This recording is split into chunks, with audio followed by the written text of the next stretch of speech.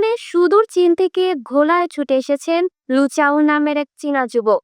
গতকাল সোমবার সকালে ভোলা সদর উপজেলার শিবপুর ইউনিয়নের ৩ নম্বর ওয়ার্ডের স্লুইস গেট এলাকায় মোহাম্মদ আমানুল্লাহর মেয়ে ফেরদৌস বেগমের বাড়িতে আসেন তিনি।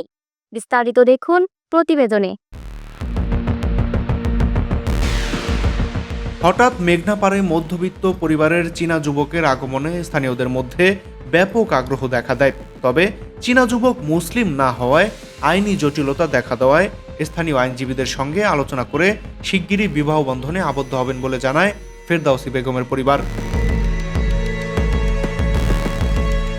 ফেরদৌসী বেগম জানায় ১ বছর আগে কৌতূহলবশত ওয়ালটক অ্যাপ ডাউনলোড করেন তিনি। পরে সেখান থেকে বাজে মেসেজের কারণে সেটি ডিলিট করার সিদ্ধান্ত নেন।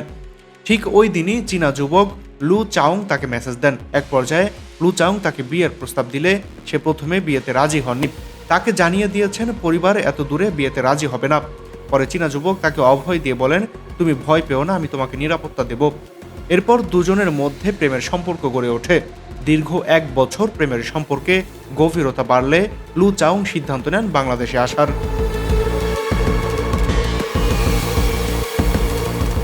মাহাদি Hasan Bian, up to date news, Dhaka.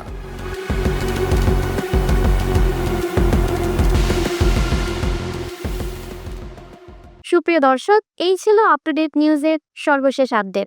পরবর্তী আপডেট পেতে চোখ রাখুন আপ টু ডেট নিউজের ফেসবুক পেজ এবং ইউটিউব চ্যানেল। ধন্যবাদ।